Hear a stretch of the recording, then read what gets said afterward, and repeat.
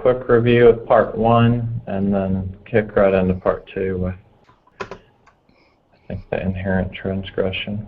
All right. And the last time that we talked about this, we were going over the chapter of Zizek's discussion on fantasy and the plague of fantasies.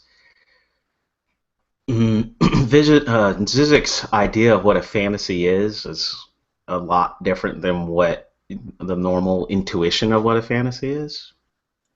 It's kind of the screening, he uses the word screen, or like a layer over a basic antagonism. And the antagonism could be anything from your misunderstanding of sexuality, all at the very bottom, which he might call like a primordial fantasy, which he borrows some ideas or language from Sigmund Freud, all the way up to what Zizek likes to comment on or be influential on is ideology.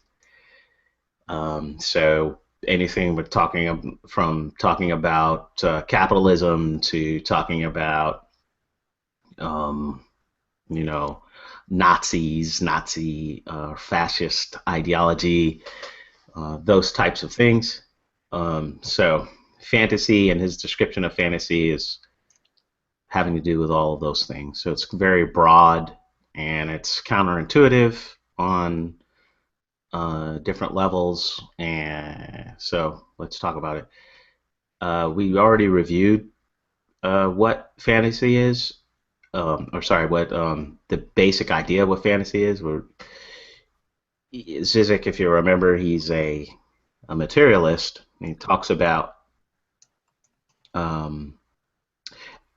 all of the things that have to do with, or all of his ideas, or all of Lacan's ideas, how they exist in the world. So he's kind of preoccupied with saying how it is that the structures that we I guess exemplify and use and are embodied in, swimming in, they're all materialized, and how they're expressed. So he's going to use terms like the historical, how it is that symbols or materialization of ideology or fantasy and everything like that, how they all came to be material within history. So some of that language is just it's pretty confusing.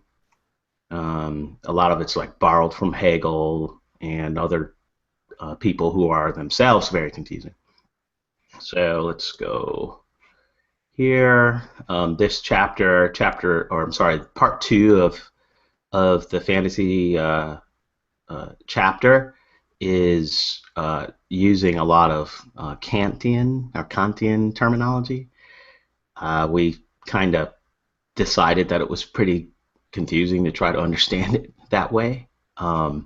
So we reviewed it last time, and I don't know how much it brought to the table. And I guess, Taylor, if you want to jump in at any point and say what was weird or confusing to you, you can.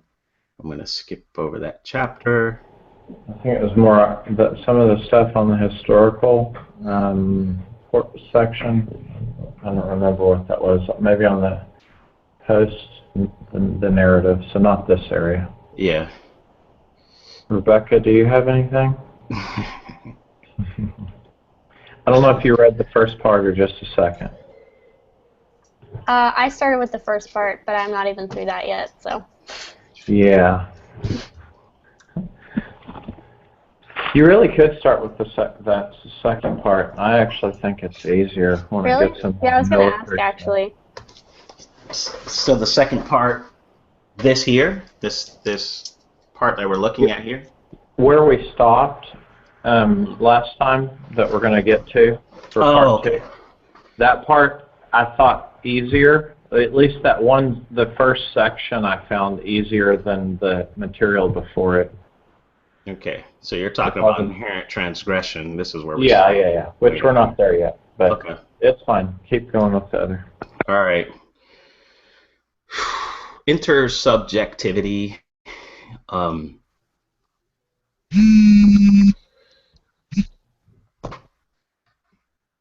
Zizek likes to talk about, as far as Lacan, he likes to talk about early Lacan and late Lacan and his changing or evolving views a lot. So there's a bunch of that in this chapter. I guess the big part of intersubjectivity that kind of illustrates what the main idea is. He uses an example that Sigmund Freud uses of his own daughter. The daughter wants strawberry cake. The standard notion is while the girl was eating the cake, she noticed that her parents were satisfied, and she forms the identity. I'm sorry, the standard notion is a hallucinatory satisfaction. You didn't get the cake, so you fantasized about the cake. And that's what normally when people think of fantasy, it's kind of like a fill-in that way. And Lacan's idea is this intersubjective notion, or even what he argues, what Zizek argues, that Lacan argues, is that what Freud kind of really meant was while the girl was eating the cake, she noticed that her parents were satisfied, and she forms an identity of one who eats cake and becomes the object of the desire of the parents. So that's kind of what intersubjectivity is about in a nutshell. So I'm going to go on.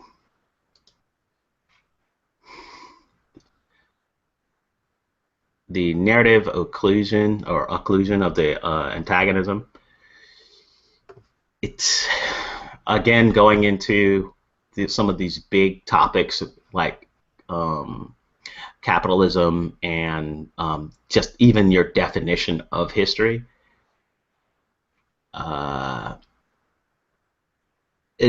The narrative of the fantasy, the basic idea is the narrative of the fantasy is going to be something that fills in some type of gap.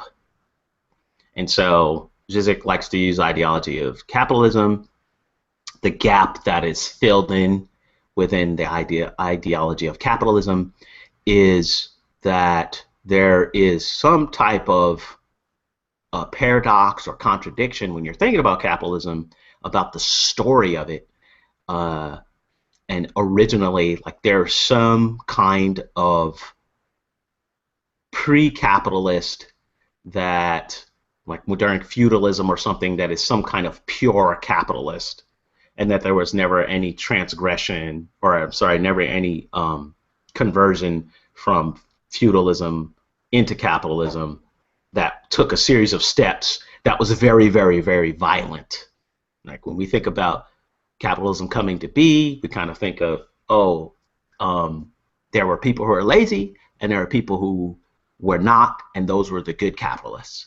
And we don't think about, a lot of people got killed on the way to us becoming capitalism, or the idea of capitalism coming to fruition. So that whole thing, he's saying, that's a narrative that we tell ourselves.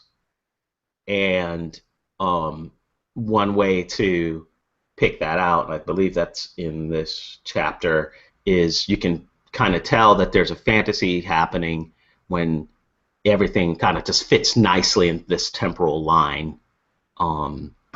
So he uses totalitarianism as an example as well.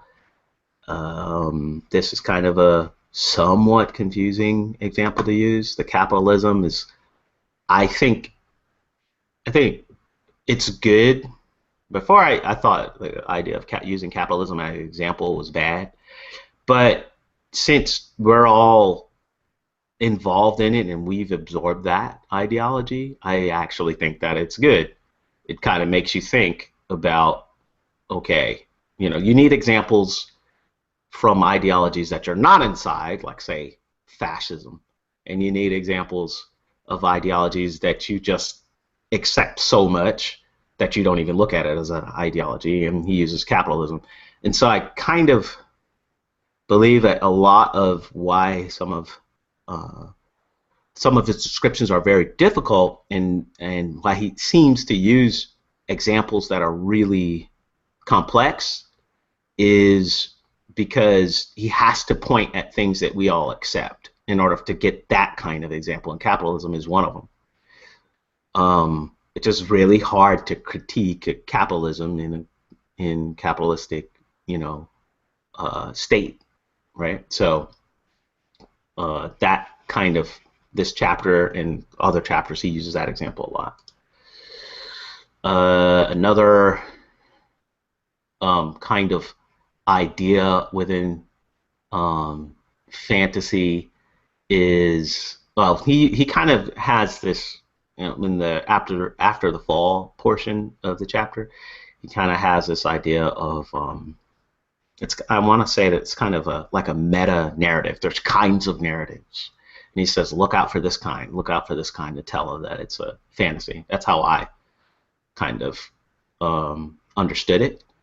And he tries to point out, okay, we all understand or thought about, well, the German fall, which led to Nazism, and this is kind of a example of how people will try to explain the fall of Germany into this Nazism ideology. And he goes through this, when you're going further and further back. You go to the 30 Years' War, you go to Romantic Reaction of Kant, you go to Bismarckian state socialism, you try to go all the way back to the Germanic tribes, resistance to Romans, and you're trying to explain, okay, this is how it happened and where they fell. And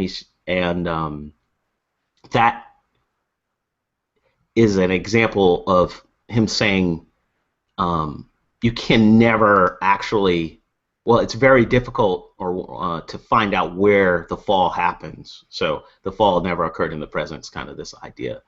And when you see that, that's an indication of probably there's a fantasy and a narrative being created here.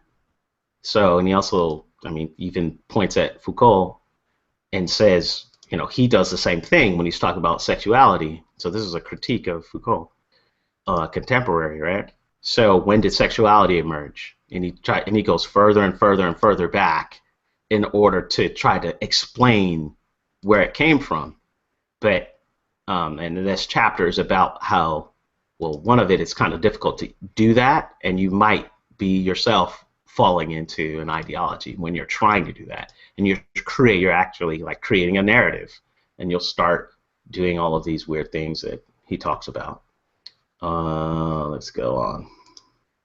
The impossible gaze is another kind of fantasy. So I think the best example that he used was, I guess, within Eastern Europe, there was this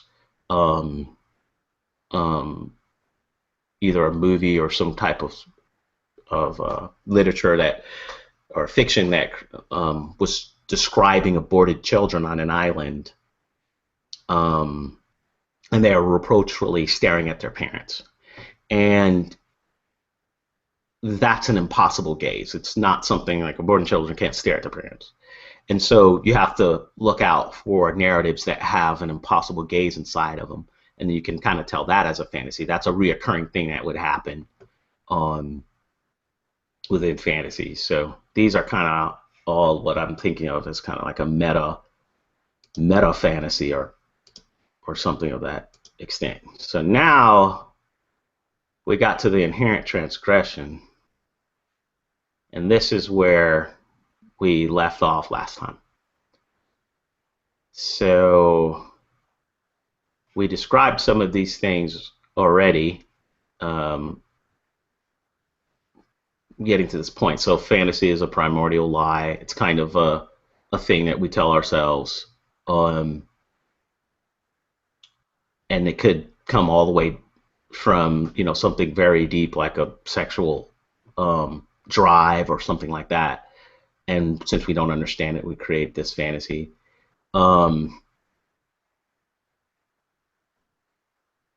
Let me stop here and say, do you guys have any questions so far?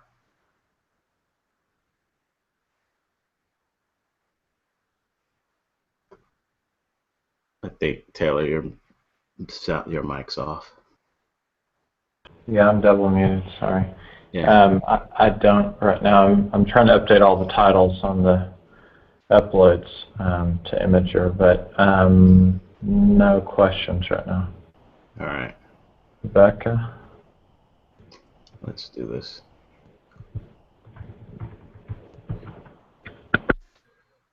So, all right. I guess one important part of this part 7, and it is a reoccurring theme within Zizek, is this identification, the concept of identification, and how you identify, who are you, and all of these things. And there's a couple themes that come up over and over again. One of them is there's an obscene supplement, right? So something that kind of is like we could say here, publicly unacknowledged, right? It's kind of obscene. We say we don't want to deal with that kind of thing, so it's under the surface. But because of that thing, that obscene supplement, that is the thing that allows us to either to have that law and to also kind of have identification. So it seems kind of weird, but I think this portion here I can kind of speak to a little bit. So thwarted content. So something that's been suppressed and then people creating identity off of it. And he uses an example of the military, and he uses this a lot. So first, before we even go over there, some examples that he used were from cinema, Officer and a Gentleman. There is feigned cruelty and disidentification. So he's saying in Officer and a Gentleman, the way that the people are being treated in the boot camp and everything like that. You figure out, oh no, the drill sergeant really is a nice person. They're not really that mean. You just have to dig deep enough. And then that says, oh yeah, so this whole thing, there's a method to the madness and all that stuff like that. MASH, where everyone says normally, the normal standard way of interpreting MASH is, oh yeah, everyone's a bozo, everyone's a clown, and there's a heavy cynicism of the Korean War. And so MASH is a critique of the whole, everything within the military, and the whole, the political reason why we're there is screwed up and all this stuff like that. Well, what Zizek is saying, actually, no, this is towing the party line. MASH has a ironic distrust within it, right? But you'll notice that everybody in MASH performs their job perfectly. So the medical doctors or everyone that's around them, they're all very good at what they do. And that's that recurs a lot within Zizek. He talks about people having a cynical distance, and that actually then they're completely within the ideology. And so he says MASH is an example of towing the party line. Officer and Gentleman is towing the party line. Now, Full Metal Jacket actually is not.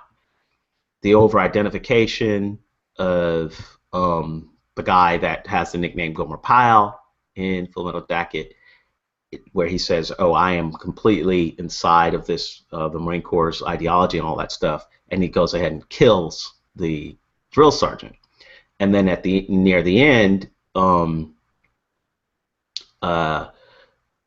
the disidentification of the main protagonist, and it allows him to shoot a little girl that's, well, she looked like an adult to me, but in the movie it shoots the girl that was a sniper and shooting them. And this is kind of what he's saying is within the cinema, and you see this with Zizek a lot, he'll critique a cinema and say, this is a good movie or cinema, this is bad. And the ones where they don't actually try to produce or expose you to a basic antagonism, he'll say that that's bad. Ones that toe the party line, don't bring anything to the table, he'll say those are bad. The ones that do force you, those are good. And that's his way of saying, you know, critiquing. So Full Metal Jacket, in his opinion, is a good critique of, I guess, ideology and everything like that. And he uses that for, I mean, just about anything. I mean, he applies it to paintings. It's to, you know, so it's a good way to try to understand. And he says Lacan's the same way. So here's a critique, his more direct critique of military ideology. So you have this concept of don't ask, don't tell, which was established by Bill Clinton in like whatever 92 or 93, and that was kind of a what seemed like a compromise or whatever, but it actually was part of the obscene supplement, right? So a key component of the soldiers' male bonding is this extreme homophobic behavior. He uses examples of that with some of the military chants while you're running, things like that, and just behaviors. And he was in the military. Zizek was in the military as well in Eastern Europe, and he talks about some of the extreme jokes, homophobic jokes. Well, even calling them homophobic, it was better. It was like homoerotic jokes, really. And that is a way to what he would say would pull you into like a society and to pull you into a group is the public denial of a thing, but then kind of a playing around with the thing that is obscene, right? So hazing, he used an example of, I don't know if you guys remember, but there was a situation, I guess it happened in the late 90s, someone recorded what they call pinning in the Marine Corps, where when people jump out of planes, you get what you call the jump wings. On the fifth jump, you know, you get your gold wings and all this stuff like that. But there's a pinning ceremony where they take the metal, the thing that you wear, which is your wings, they take off the back portions, and it's two spikes on it, and they push it straight into your skin. And so that was this hazing ceremony that's been going on for decades, right? And it's always been a secret thing. And everyone knows about it, the military, all the way up to the general, that everybody knows about it. But when it was exposed, a Marine recorded it. The problem that people had with it was the fact that it was publicly acknowledged. People within the Marine Corps are like, hey, you know, they look down upon this guy who already was out, so there's nothing that could happen to him. And that was the transgression. Talking about the obscene thing publicly is the problem.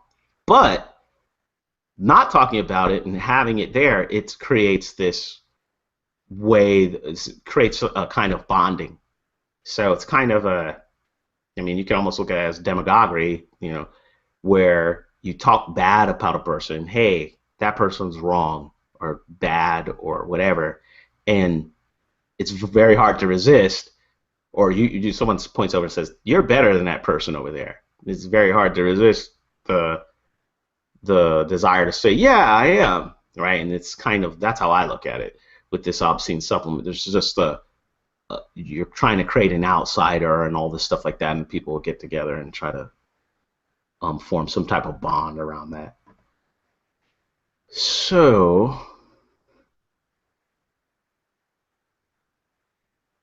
this part. Let me stop here. You guys have any questions about so far?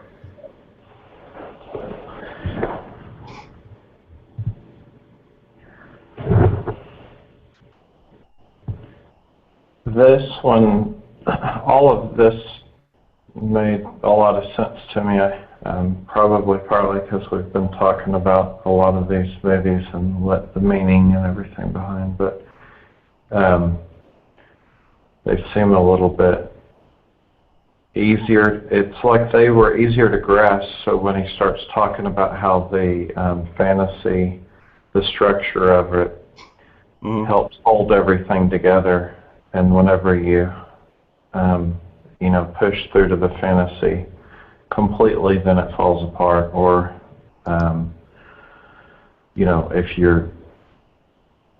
if you push through to the reality and remove the fantasy, it falls apart, and you have to have all of it together to make a whole. All of it makes sense to me. The relation between like MASH and then talking about how that and the Full Metal Jacket were showing that you're living within, or the ideology. It's making it stronger. All makes sense. But, Rebecca, did you get to this one, section 7? Nope, not yet. Okay. Do you have any comments or anything? Self-censorship. So,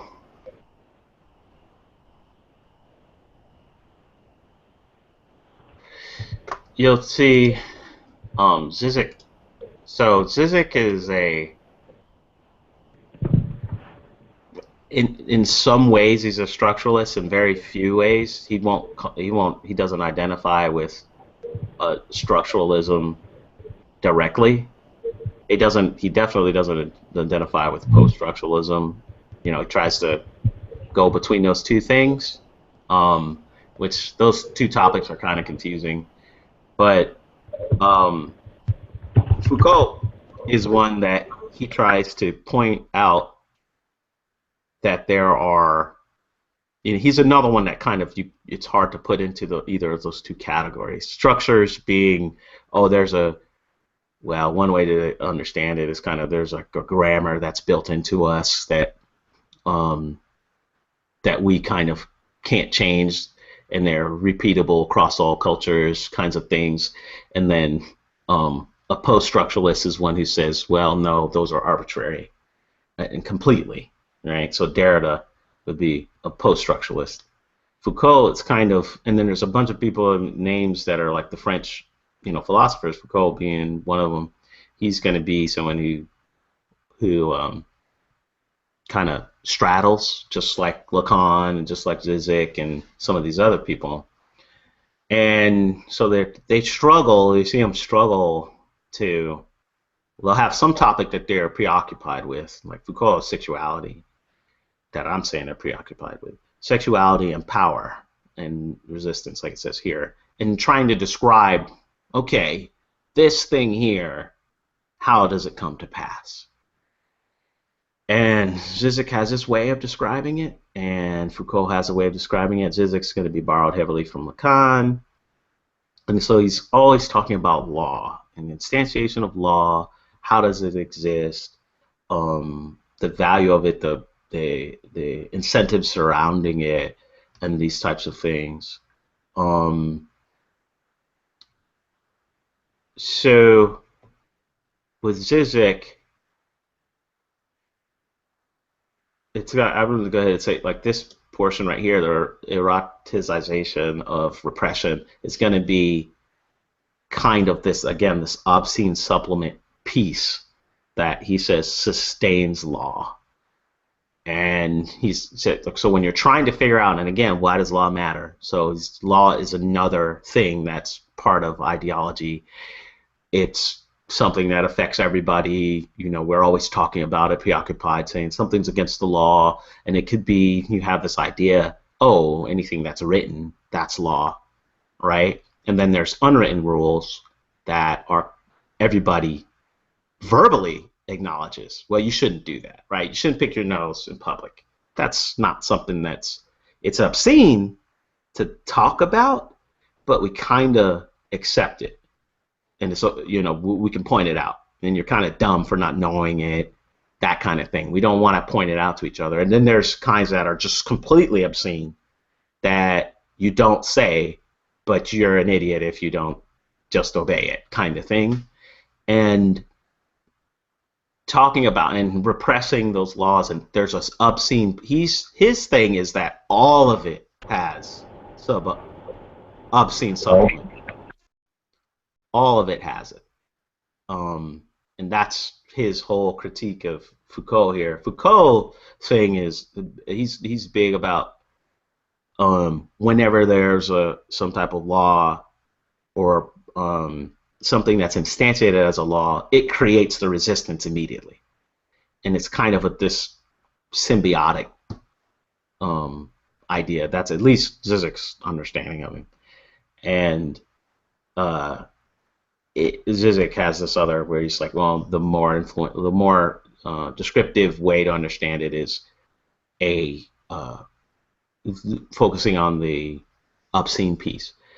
This, and another thing he likes to talk about is every law that's created has a constitutive crime.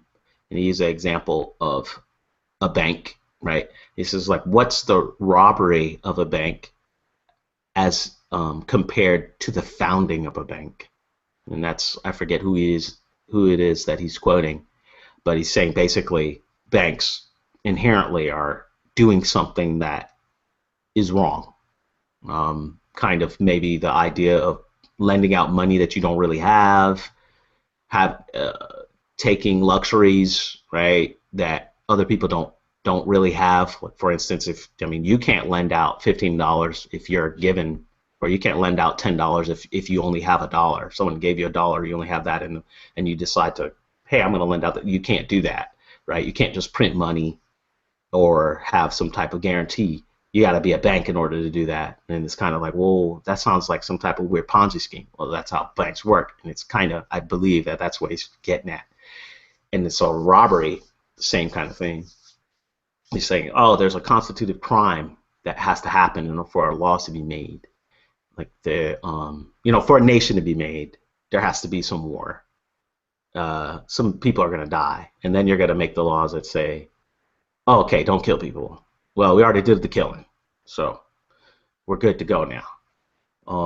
And that's kind of his idea, where there's something, the transgression of the law sustains it. And then how does it relate to fantasy? Remember, all that stuff gets erased, right? So, obvious example would be like the United States. So, well, we came here and just started slaughtering Native Americans. All right, but that's erased.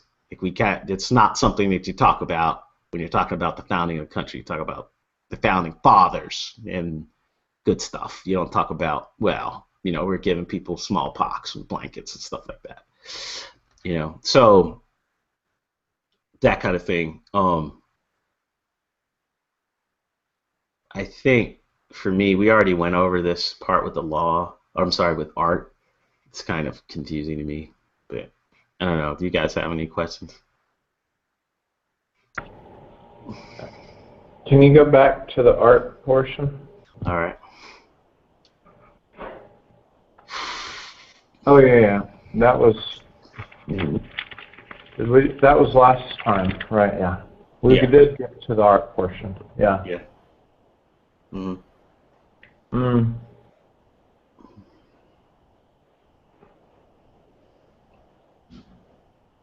Yeah, I don't know, I guess because I've painted and stuff before, it makes a lot of sense for me, like directly, but the skillful artist knows how to use the gap between reality and fantasy, and if you don't have that gap, then the art fails to deliver the message. I guess at the quality level, right? So I think I was using that.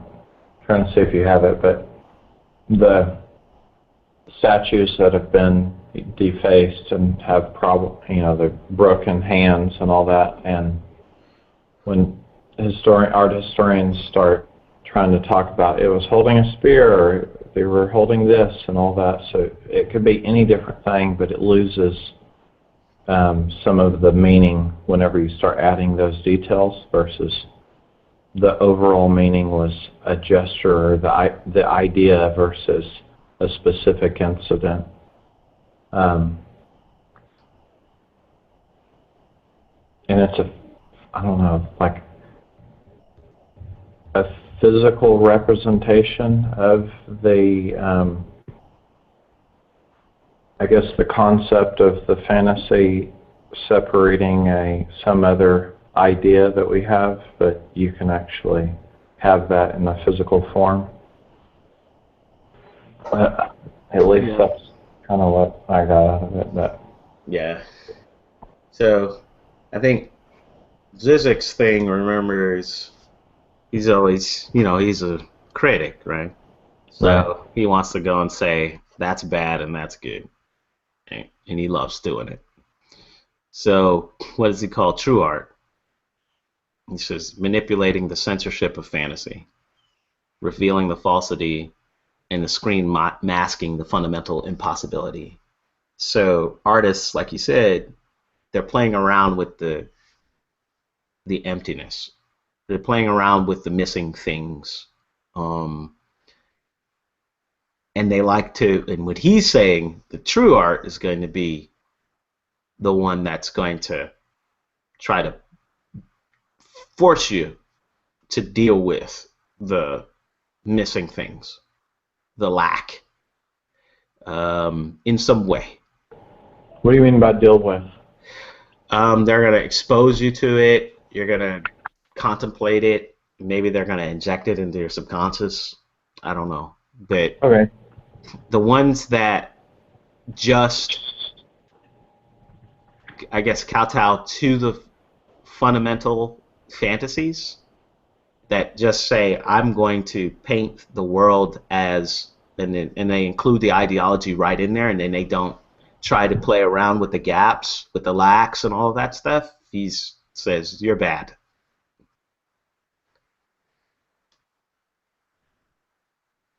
So when it comes to painting, I find that to be hard to describe. He does do it. He does it with music. He does it with music with no lyrics. It's like Wagner or other people, Mozart and all that stuff like that. Mm-hmm. I believe in the appendix, he does it a lot. And it's kind of, like, where did you get all of that stuff from? But he uses a lot of references and stuff, like, where people are interpreting and saying, hey, this guy was coming up with all of these notes and chords and timing and everything like that based off of something that he saw on his desk or something like that, and his brother told us about that, and so he hid that from you, and you don't know how this music came to pass. So he's hiding it from you. There's your lack and all this stuff like that. So he does that a lot. So whether it's right or wrong, it's something to take me. When it's taken to this extreme, I don't know. What is that one song that, like, it was used by maybe Stalin or something, and then it was also used? A Wagner song. Yeah, I don't know. It's Wagner, right? Yeah. So, it's the music is made so that you can dump your own ideologies into it. Yeah, I think it was a Beethoven song, actually. I don't think it was a Wagner. I thought it was, but I can't find it. Yeah. It's in some movie though. Was that Stalin or? I can't remember. It was I forget what movie it's in.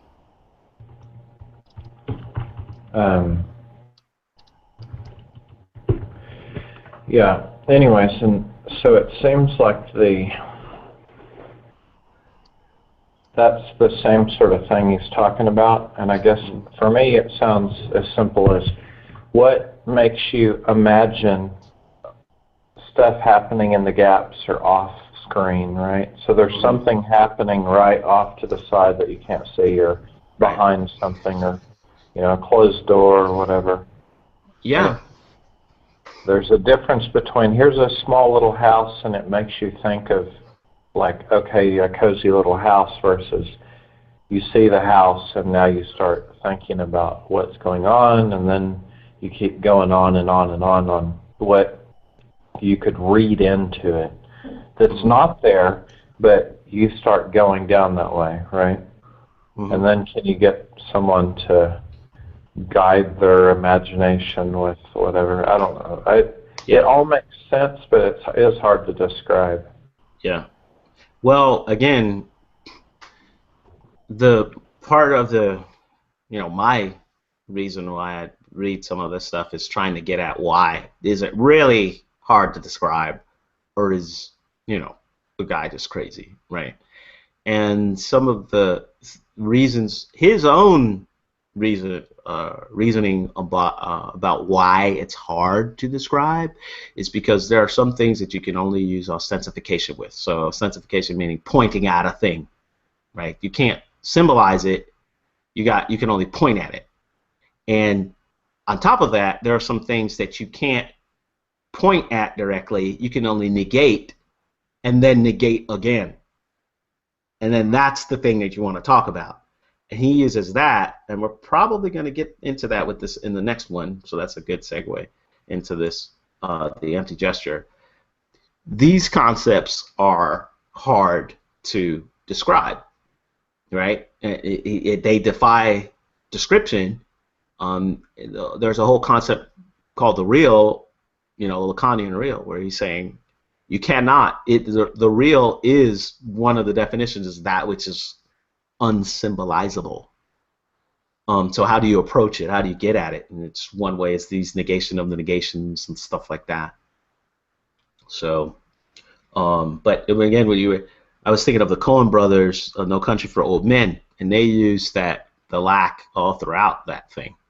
Right? They're always, oh, you don't get to see the final murder of the protagonist. You don't get to see the final murder of somebody's wife or whatever. You just get to imagine it. All kinds of things like that, and they're kind of, and they play a lot around with the main antagonist in his reasoning. So is he really? What is it that he's like? What Zizek would call kind of a pervert, somebody who internalizes laws, but he has his own laws, and he internalizes them, and he enjoys being. When I say internalize, he wants to be the one that brings those things to pass. So it'd be like, for instance, if you enjoyed punishing people for breaking the law, for the normal law that we understand as what we, written by legislators and stuff like that, then you would enjoy being a policeman. If you enjoyed saying, oh, that person, is jaywalking, they need this ticket. If you actually enjoy that, then he's saying that that's his definition of pervert. The guy, I believe his name is Antoine in the No Country for Old Men, his thing is chance. So if you're going to die, I'm going to flip this coin, and you're going to die anyways. We're going to let the coin decide if you'll die today or not. But you're going to pick heads or tails. So you're going to be a part of it. And he gets an obscene enjoyment or perverted enjoyment from doing this.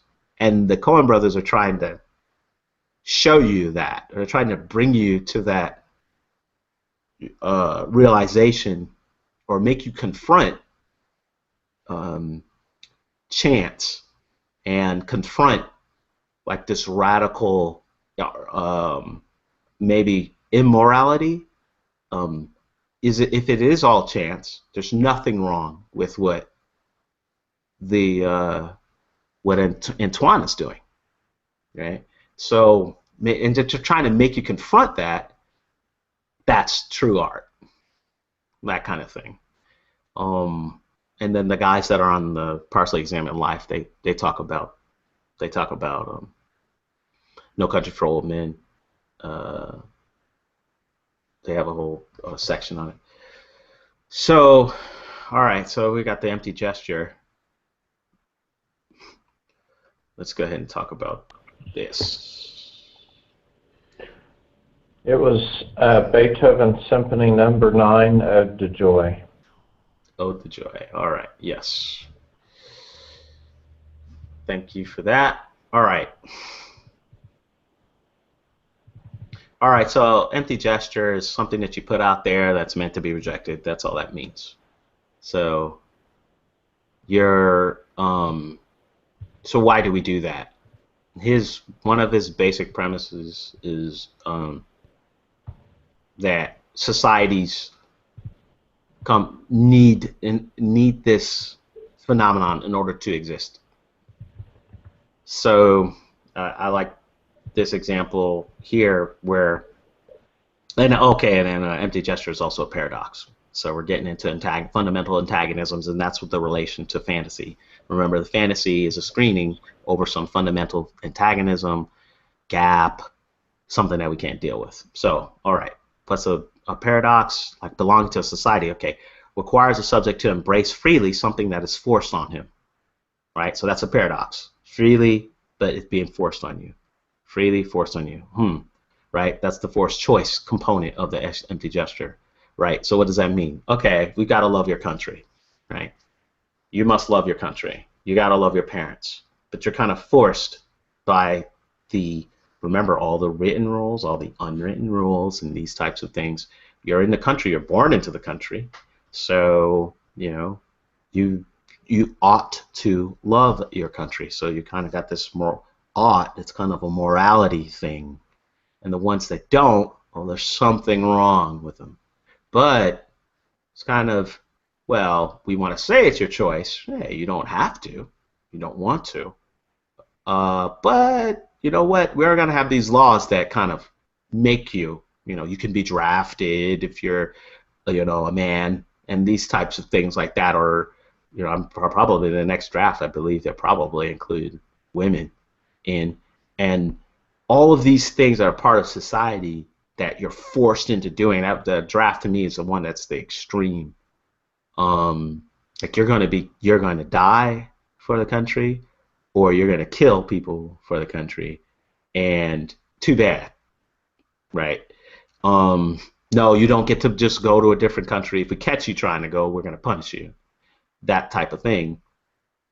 But it's your choice to love your country. That's I think is a good example of a paradox. And so it's kind of, you put it out there, and it's an empty gesture. It's meant to be. So empty gestures, the component of it we're trying to illustrate is this forced choice. Right? There's a forced component, or there's a basic paradox within the symbolic language, right? Within the symbolism of this thing, that it's shared between the concept of the empty gesture and the forced choice. Right. So in any case, society, he's trying to argue that being part of a society is accepting these empty gestures and playing the game. Right. So what he calls here this historical game is I offer you X on condition that you reject it. That's the hysterical game. Sorry. Let's see here. Let me try to describe, because he doesn't have this, of what he's talking about with hysterical. His definition of hysterical, compared to obsessional and compared to like perversion, like the hysterical person, they don't like that there's this other thing that is enjoying stuff, and they want to steal it. They don't like that. So a hysterical person is what's going on over there. They're kind of preoccupied with what's going on over there. stop that, or I want that. Right? And that's kind of the person that does it to the extreme. That's the extreme hysterical person. His like a little mini hysterical desire is when we have a phone and we just stop everything and we pick up the phone and we're just like, okay, even though you're in a meeting, the desire to just stop it and just what's going on with this phone, just looking at it, looking at who is it, right? This thing is going to be important, and kind of trying to get that ultimate call. A person calls you and says, hey, you won $1 million or whatever. That like you don't really, but there's something important that's happening, and just trying to and being preoccupied with it, and fear of missing out with the call or anything that's like any type of interruption. But phones are one thing that we all kind of can experience this hysterical desire with. And he's saying that. Go ahead. No, it's good. I'm right with you. Yeah. I agree very much on the phone thing. Yeah. The battery went out, and you're like, did the world just end? Or whatever ridiculous feeling you may come in, and you're like, that's dumb. Right. And so it's this empty gesture and the historical desire are closely related. He wants to say that right. So on here we don't have the example of the empty gesture, but he uses it in other places where he says something along the lines of, hey, you get a promotion, and you were competing with your best friend or whatever for the promotion. You get the promotion.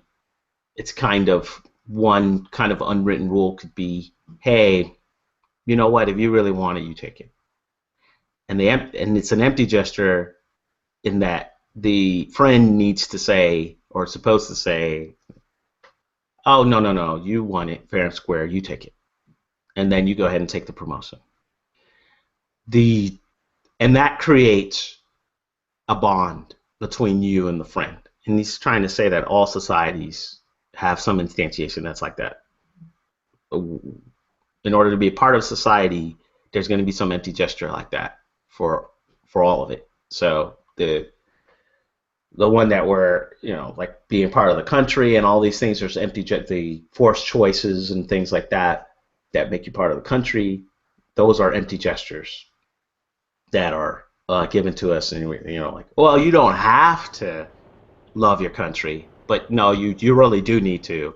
And if you actually say that you don't, then you're breaking the rules and you're not part of the society and all those things. You can't just be part of the society without obeying the forced choices and empty gestures. So his thing is as far as breaking, and then this again, covering. There's the fantasy is what it is that keeps you from seeing that there's a paradox here. The vulnerability, if you're trying to get at ideology, you're trying to break then that's what he calls traversing the fantasy.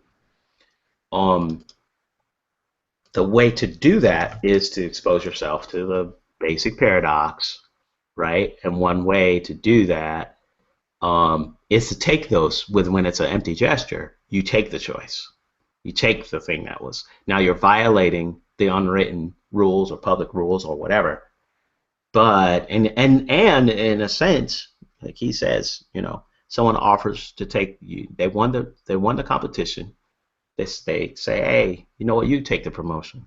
Another person says, yeah, I'm gonna take it. It's kind of you broke the rules, and the person that offered it, they kind of have a right to say, you shouldn't have done that. They kind of have a right to be upset with you. An example that I think is a little bit better to try to illustrate it is he says, okay, when you write a paper and you do discussion on the paper as an academic, the way that you're supposed to, if you don't like the paper, the way you're supposed to say it, the way you're supposed to describe that is you're supposed to say, that was interesting, right? So you hear a talk, you read a paper, that's an interesting paper. That's how you're supposed to say you don't like it. But if you say that was stupid, or you have all kinds of contradictions all throughout your paper, or whatever, the person that wrote the paper has the right to say, why didn't you just say that it was interesting? We have a way for describing that. You are breaking the rules, right? You're being rude, right? And so that is kind of the way I kind of understand it, is just that's people signaling as they are a sophisticated person when they can follow all those rules. But Zizek is like, no, this is, you're part of a society. There's unwritten rules. If you're part of it, you obey the unwritten rules, and that's how you're supposed to behave. The person has a right to be upset with you. So it's an empty gesture, and that's what its whole description of society and everything. And then that's also how you break it up. You want to say, no, this is a fantasy. This is there's ideology happening here. I want to destroy this. I'm going to go ahead and say, no, that was stupid, right? What probably end up happening is people just say that you're rude and you'll be exposed from that society. But that's how you're supposed to reverse the fantasy. So, what do you guys got? Anything? Does this work with general salutations? Greeting? Yeah, I think people will just say you're rude if you don't do the greetings. But yeah, sure. Oh, someone. Hello. Welcome, Virginia. Yeah, can you hear me? Yes. Yeah, I can. I have really, really bad internet, so I don't know how well this is going to go, but I'm here. You Great. sound fine. I'm actually connected via my phone. So, okay. So we are on the, I don't know if you saw the link for the book or anything. I'll resend that to you, but we are in the second half of the first chapter. I guess this is section 8, the empty gesture. We started with section 7. I'll give you a link to like the Google PDF or whatever. Give me a second. And these are we have the links to the mind map in the chat area. You can see that link, and that's what we're going through right now. Watson, I don't have the part 9. I didn't see that. Yeah, I just was working on it, so it's not. Okay. Okay. So cool. So. Yeah. I don't know if we're gonna get finished with this today, but we'll see how far we might get. Yeah. This empty gesture chapter is the one that I wanted to get through. The inherent transgression, the empty gesture, and then this drives eternal return. I didn't actually finish it, but we can talk about it. And maybe if somebody wants to read from the book itself, we could. As far as Virginia, we were just talking about empty gestures, but basically it's something that is meant to be rejected. And Zizek's idea of this whole thing and how it relates to fantasy is he believes that societies use empty gestures and forced choices in order to instantiate, in order to exist. So I see. Yeah, and we just finished getting through an example of that, which he uses one. I don't believe it's in this chapter, but for example, he's saying academics will, if they give a talk or they write a paper, they will put out there, or when someone comes and says, the proper way to say that you don't like the paper is to say, oh, that was interesting. Okay. Yeah, but if you were to come out and say, oh no, that paper was stupid, right? Or I don't like, there's contradictions and all this stuff, that's inappropriate. You're breaking a rule, kind of an academic societal rule that, oh, you're supposed to say that it was not interesting or that it was interesting if you didn't like it. And the person that wrote it can say, this person is rude if they didn't use the unwritten rule for saying that you don't like the paper, which is that this was that it was interesting. So, and that's one example. He has a bunch of other examples that he says, okay, societies. I mean, we talked about a forced choice, which is another thing that's a paradox. Empty gesture is a paradox. Forced choice is a paradox. You have to love your country when you're born in that country. Oh, it's kind of, is this a choice that I have when I'm born into a country that I must love it? Well, sure, you can always say that you don't love it, but not really. You need to say that you love your country, otherwise you're not part of those societies. You want to be a part of society, you can freely join the society, but then again, no, you're born into this country.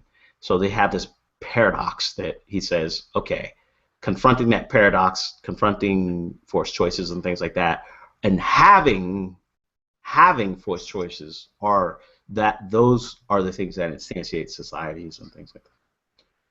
And then that whole thing is what the chapters about fantasy. Those are the things that are kind of one of the building blocks of fantasy. And fantasy meaning, in his definition, it's kind of a screening, a thing that is a layer over a paradox, a fundamental paradox or antagonism, something like that. And it's what allows you to deal with that gap. Okay. How does it relate to cognitive dissonance? Oh, okay. So is that a loaded question? I guess. I mean, with cognitive dissonance, right? You're making things. If I remember the proper definition of it, you have two conflicting things in mind, but you make it so that they're not conflicting anymore. You kind of remember or rationalize a thing, and so you can so that you can understand both of them at the same time. So it's kind of very similar to that, right? You have the narrative that you give, and you have a chapter about narrative here, that you give yourself kind of tries to resolve that conflict. And so it's very related. Now, when people normally use that term cognitive dissonance, it's kind of a negative connotation, pointing at somebody and saying, yeah, you're basically, you're believing contradictory things, you're rationalizing it, and those types of things. And with the fantasy, it's saying that people, his way is like, he's kind of, there are certain things that are fantasy, like for instance love. Like a lot of times like, people won't say that love is, you're being cognitive dissonant, but so basically it would be if you were to understand it that way. It is. But go ahead. So basically he's using fantasy as sort of a way of dealing with things that we don't quite understand, and trying to figure out like how to benefit from it in a certain sense. I'm sort of scrolling through the introduction. I'm not as familiar with it. I'm just wondering. Yeah. So how to deal with it. He's using fantasy to say how to deal with it. I don't know about, maybe not so much that. Okay. It is, I guess, for me, if we want to take a couple steps back in what his whole enterprise is, I believe he wants to make predictions on social phenomena, like big social phenomena, like groups, societies, why it is that they behave this way on the grand scale and not on the micro scale. That's my reasoning, or how I understand him. So fantasy is, he's using that as a way to describe, I mean, like maybe a more naive way to understand it is like the little lies that we tell ourselves to try to handle with your, like what you said, cognitive dissonance, things like that. Okay. The thing that's kind of I hesitate to just call it cognitive dissonance. He'll say things like, for instance, love is a fantasy, and it's a good one. And so he won't always say that it's bad. That's the part that I personally struggle with or whatever. So yeah.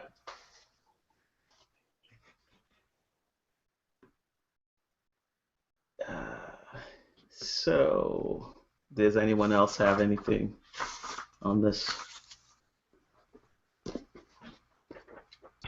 I want more examples of unwritten rules about before the fall of Eden. Really? No, not really. Oh, okay. All right.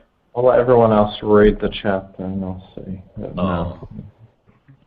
All right. Let's go.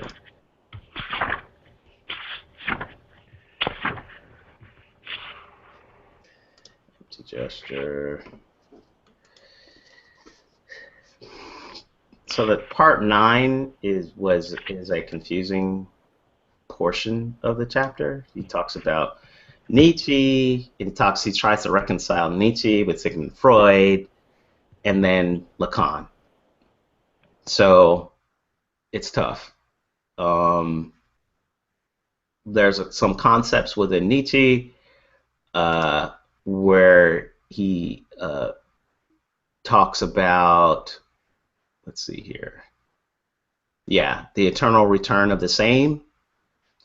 And so it's kind of, some people, they'll talk about with Friedrich Nietzsche, they're talking about he believes like in a reincarnation and how you should behave and act like as if every time you, like this moment in time, you should behave as if you're going to repeat this moment over and over and over again forever. And so that will create this kind of existential drive in order to behave the way you ought to behave. And that stuff happens often with Nietzsche, or it's a recurring theme. And this eternity of drive kind of related, to my understanding, is kind of related to that. Some of these terms, he says that Lacan uses those terms and adds and imports more into them. So this concept of pleasure and pain, it's kind of Sigmund Freud talking about the death drive and some of these other things. All of that stuff, Zizek's trying to reconcile all of that in this chapter, and it ends up being pretty involved. So, one thing, so there's a concept that he's mentioned in every single chapter, and I'll kind of repeat this for Virginia: the traversing of the fantasy. So Lacan kind of tries to, he doesn't say this is what you should do. He doesn't try to come with a moral recommendation. He just says, if you want to traverse the fantasy, here's what you do. He doesn't say that you ought to traverse it. Right? And traversing the fantasy is what he's saying is the main enterprise of psychoanalysis. That's Lacan's thing. The analyst is supposed to help the analysand traverse the fantasy in whatever, if the analysand wants to, or wants to deal with some type of behavior. And that traversing the fantasy is this confronting these gaps, the paradoxes, the antagonisms, and things like that. So it kind of seems intuitive. Like, yeah, sure, the stuff that's repressed, you go ahead and confront them, and that's the talking cure. That's the thing that's supposed to help you. So that's kind of how I understand it. It's actually more complicated than that. And he ties a lot of this stuff into desire, which is what this portion of the mind map's about.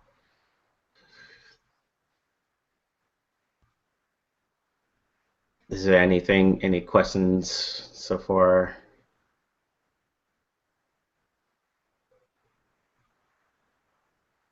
All right. No, it's muted. No, this part seems more straightforward to me. Yeah, I kind of I try to figure out what parts are counterintuitive and then focus on those. Yeah. The traversing the fantasy seems intuitive all the way into certain edge cases where it's no longer intuitive. And I think in this chapter everything that he uses is good or easy to understand as far as traversing the fantasy. The part that's not, I find, this pleasure and pain piece, it's kind of it seems like it's straightforward, like, oh, okay, sometimes there's some type of sadal masochistic thing. Oh, you're finding pleasure in you're either your own pain or someone else's pain, these types of things. But it's actually more complicated than that. So, and when we're talking about drive, there's different levels of, like, you have your unconscious, and you have the things that you enjoy, you have desires, and then you kind of have this deeper thing that isn't the sex drive, but it's called by different names. Like Freud calls it the death drive, and Nietzsche is kind of this eternal return of the same. So this repetition over and over of things.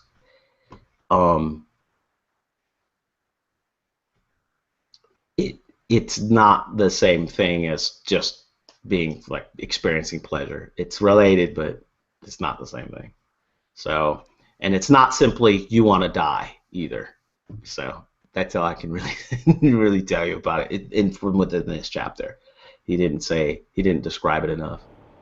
But I mean, this is still talking about the, I guess, the fantasy of what will happen when you get there, right? So it's not that you want to die, you want whatever that's supposed to bring to you. Mm-hmm. So the sex drive as well, right? Because that was referring the same thing with, like, in the 2 sections back, or whatever, with the father and the daughter, and what that would bring, and looking into other relationships, and it wouldn't have been it, and none of them are going to get to it because it was a fantasy. Right. So sure. Right. So I think he's going to talking about the different levels of fantasy and going further and further down in through the portions of this chapter. And as it gets to drive, it's kind of like the boundary, right? Drive is kind of the very lower levels of what it is that you can resist or understand, not understand, but kind of resist. But it's not quite there. Like this part where we will say sex drive. So sex drive, you kind of would understand it as animal instinct. It's not something you can control and all that stuff like that. But he's saying no, drive is not animal instinct, right? The drive that we're talking about here is this eternal return of same, the death drive, and these other names. It doesn't care about the needs of the body.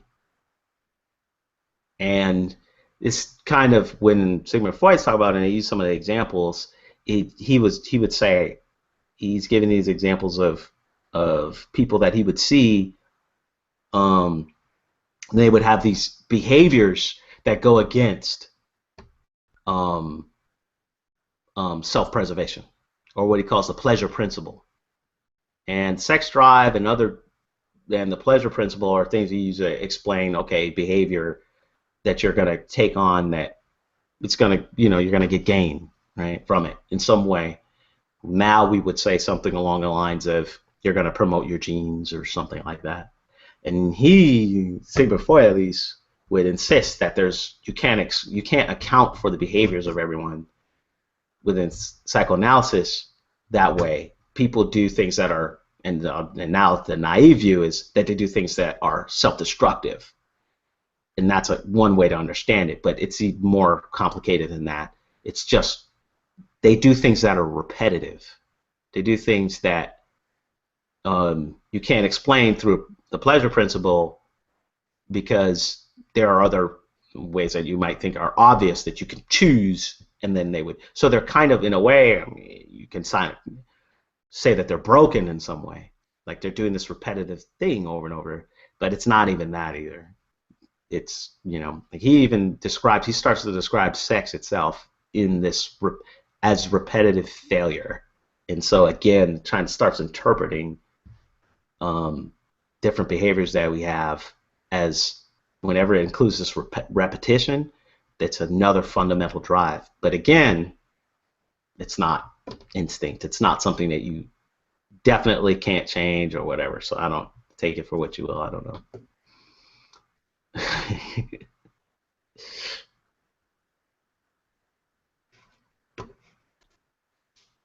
Okay.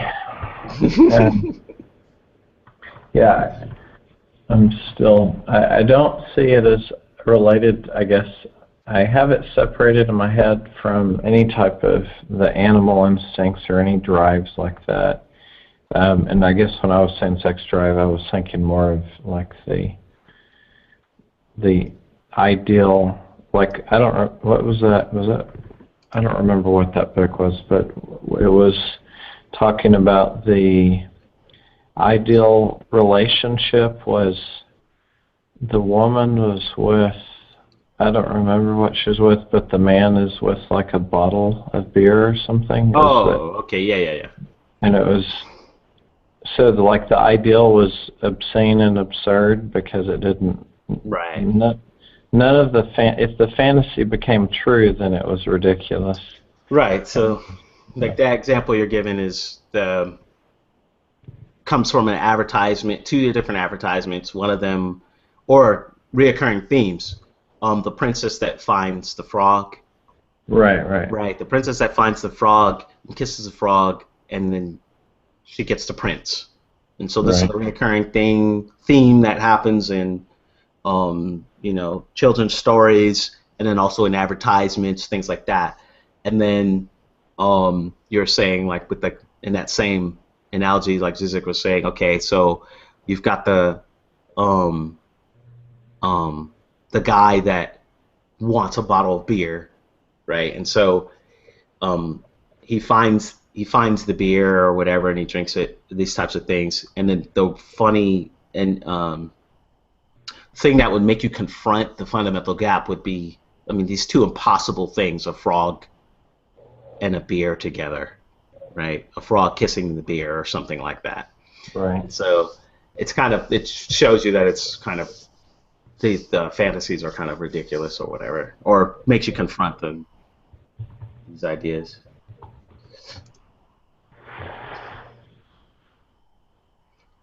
The other one was, I thought, that was in the symbolic, the sublime. Right. Or the sublime object of ideology. Yeah. On that, I think is better, that illustrates it better, is when he says a reoccurring theme within, because this recent movie about AI, right? The one that we saw.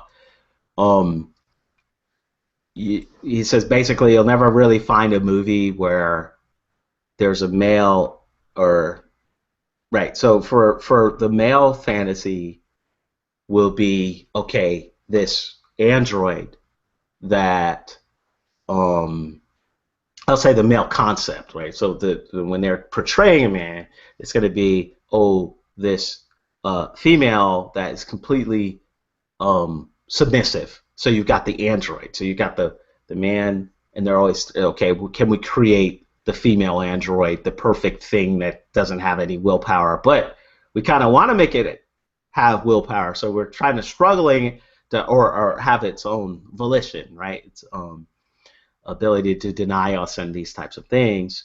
So there's a struggle. And then the other side is the King Kong fantasy. It's like, okay, and you can also look at this whole thing from the viewpoint of, like, the patriarchy too, right? And so saying, layer on top of it, kind of the gaze may very well be from a patriarchal view, but the view, ex machina, the view of King Kong. So only the beast can satisfy the woman, right? And so you have not something that can be controlled, but something that is animal instinct, something that is very powerful, something that is has the ability to perform, very potent, and all these things like that. And it's like, okay, so the real thing in order to traverse that fantasy is you would have the oh, and by the way, I mean, and it's kind of evidence to say you'll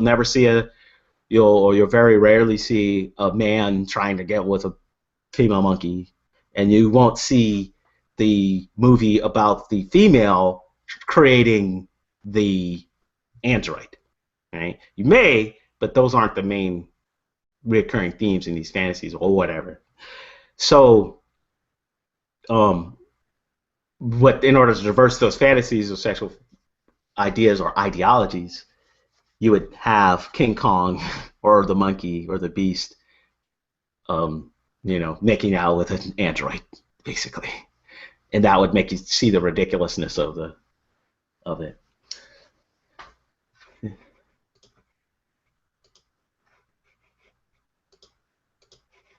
Yeah.